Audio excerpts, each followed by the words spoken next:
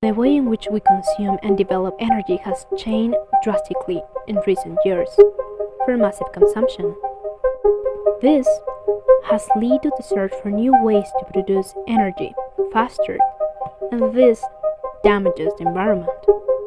Unfortunately, many people are aware of this, but they prefer to ignore it and not take action because it will take them out of their comfort zone. But our home has treated us well, so it's time to change the way we treat it. Unfortunately, the energy revolution has become more important and gives us hope to face one of our biggest problems, climate change. So, in this video, we're going to explain to you what is behind energy production. Then, we're going to explain to you the renewable and clean energy. And lastly, we're going to share with you some practical tips to reduce energy consumption.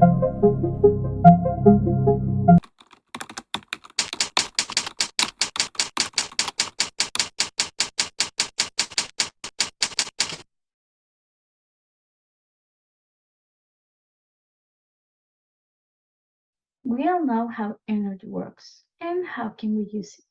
But do you know which resources are used to create energy?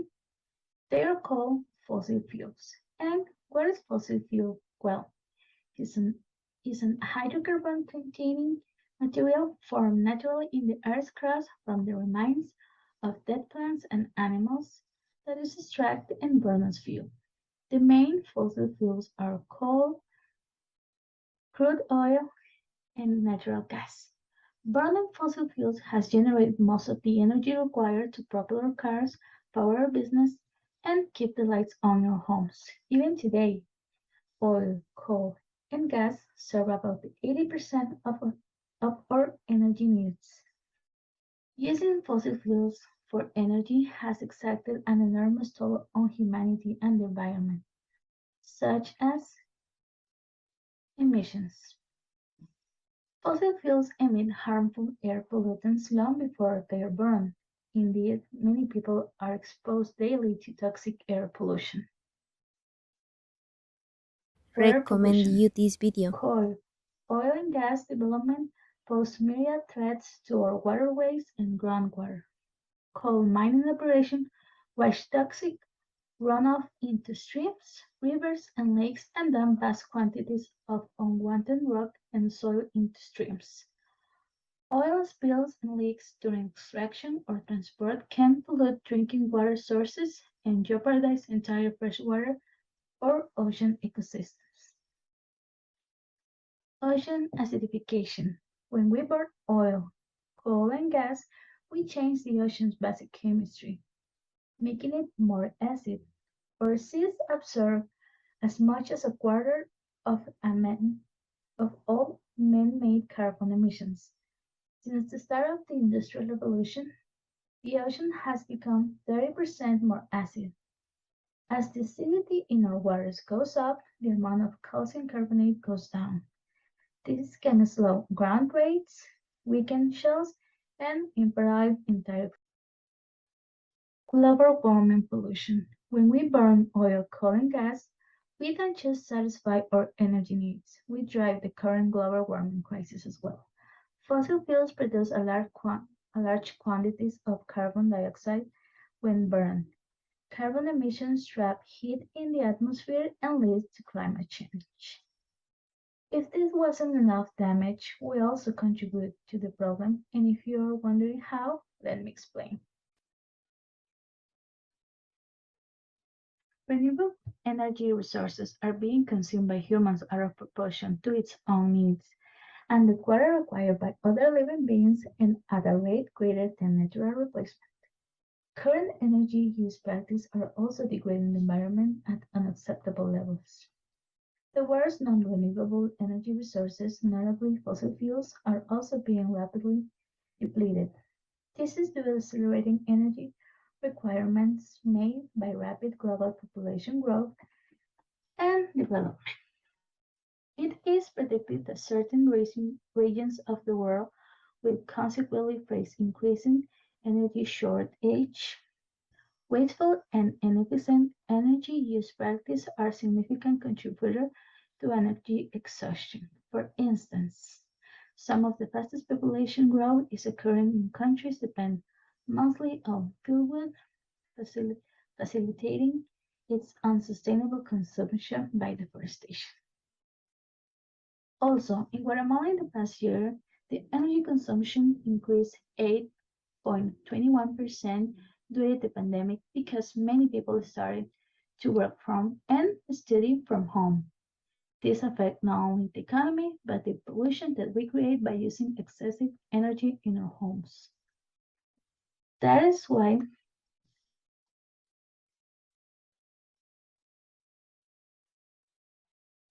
that is why people who are aware of this problem are working to create new ways to reach sustainable consumption of energy like renewable and clean energy. The renewable energy resources could be defined as those that don't run out or are easily renewed. Those types of energy include solar, wind, hydro, and bioenergy. Our country, Guatemala, is a fortunate country since our geographical position as well as natural resources. For example, solar energy works with the sun radiation. Guatemala has high values of radiation annually in departments such as Zacapa, Jutiapa, and Escuintla. Similarly with hydroenergy, this works with the water flow. In Guatemala, we have mountains and rivers, which is what is needed to create this kind of energy. On the other hand, we have wind energy. Wind energy works with the flow of the wind. In Guatemala, there are two departments with winds capable to create wind energy. The departments of Escuintla and Guatemala City around the Baqueya volcano. One of the most important, bioenergy. Bioenergy works with biomass. And maybe you are wondering, what is biomass? Well, biomass consists in burning organic matter such as firewood or natural waste. And these types of energy sounds promising, doesn't it? However, this project isn't a bed of roses, and there have advantages as well as disadvantages. For example, with the solar energy could help us to reduce CO2 emissions. However, the panels aren't affordable for everyone. Something similar happens but with hydroenergy. Hydroenergy is a very environmentally friendly technology. It provides competitive prices and it don't depend of the international price of the oil. However, the problem come when in Guatemala we are lack of rain, and that decreased the strength of the river. The same with wind energy. Wind energy is one of the most adaptable types of energy that we can find. I mean, wind energy it's adaptable to almost any place, and for that reason, is being able to take advantage of areas that aren't suitable for livestock or agriculture. However, the change of turbines produce pollution. And the last one, bioenergy. Bioenergy has a low price and it's accessible for almost everyone. Believe me, if you go for a walk, I'm sure that you will find a branch. And if you collect a few branch, then you can make energy. But maybe you're saying, okay, but it's impossible to create energy with a few branch. Yes, that is the other disadvantages. Its yield is lowered and also produce toxic gases. And maybe you are a little bit confused now because I said that those types of energy are renewable. And this brings me to another point. Clean energy and renewable energy aren't the same thing. We can define clean energies as those that the extraction process doesn't have a little or not impact, but impact of course in the environment. On the other hand, we have renewable energies, and we can define renewable energies. Renewable energies are those that come from natural resources that regenerate faster than we consume them, such as the sun and the air. However, no, not all the renewable energies are clean. And maybe you're a little bit more confused now. So let's give some examples to make this easier.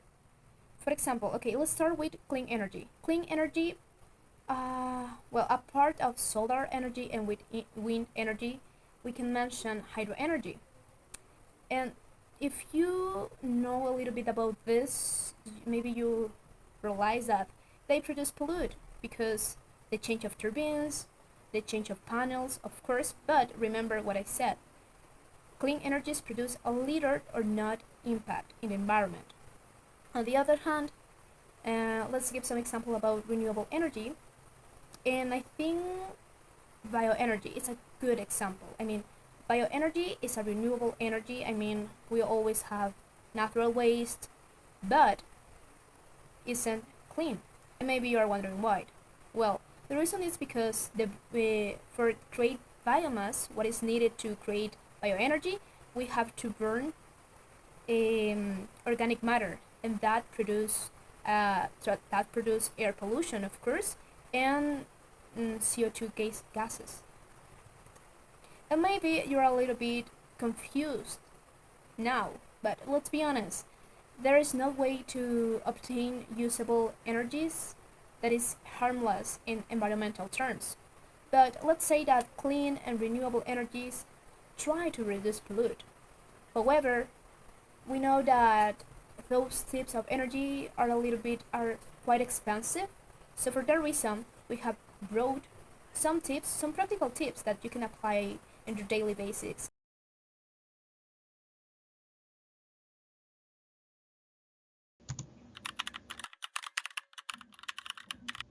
Hi. Well, I will give you two solutions and some advice. The solution A is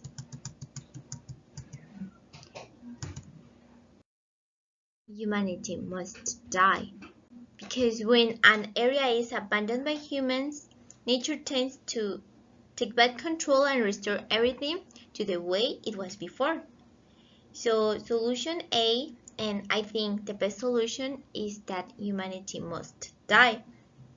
But even with this solution, the Earth will take 100 million years to recover due to all the pollution we have made.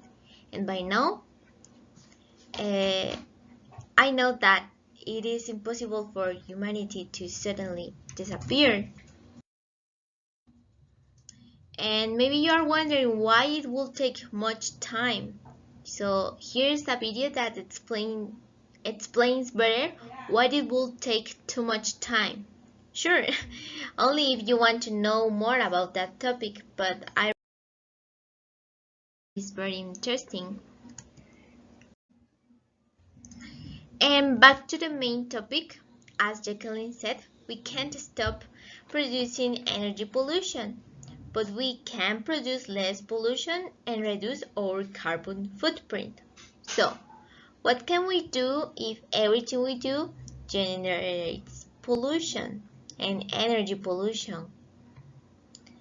Well, we must adjust our behaviors from day to day, become conscious, and start the change. I would like to share with you a useful advice. I don't want to give you the same nonsense and advertising advice. I would like to start a real and efficient change from your house and my house, because I am a simple human being like you and everyone, and I can't make miracles, only changes. But those changes can be possible with simple acts to reduce energy consumption in your home and increase your energy saving. So let's start. The first one, you don't necessarily need to go out and purchase energy efficient products. Energy conservation can be as simple as turning off lights or appliances when you don't need them. You can also use energy-intensive appliances less by performing household tasks manually, such as hand drying your clothes instead of putting them in the dryer. I do this always because I don't have a dryer, and it's one of my favorite chores, and it's kind of therapy for me.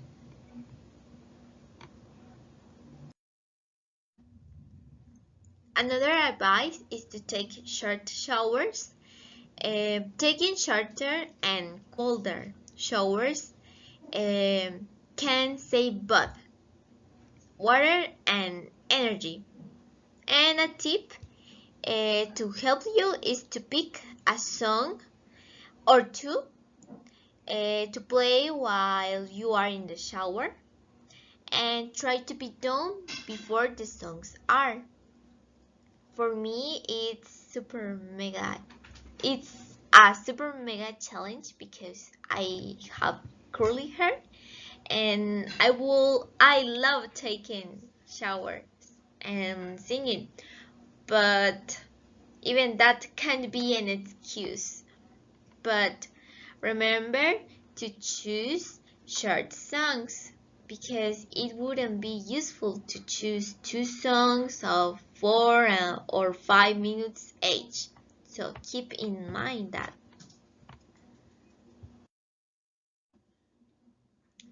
And the last one is to eliminate vampire appliances. Do you know what exactly vampire appliances are? Well, these appliances suck your electricity and your cash as you sleep. Did you know that a phone charger uses power even when it's not charging a phone? Maybe next time you will reconsider leaving it plugged in. And how can we eliminate them?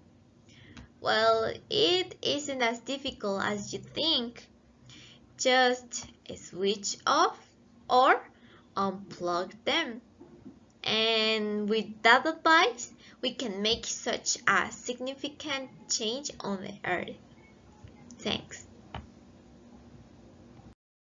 In conclusion, humanity will continue to use energy in the future as population grows and the energy resources become more scarce.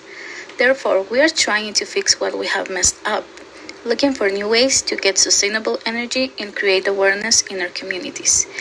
Energy expenses are not like the other routine costs for households, like spending on consumer goods. Families can simply tighten their belts on their power bill when costs are increasing, as their ability to pay is quite literally the difference between keeping the lights on or not.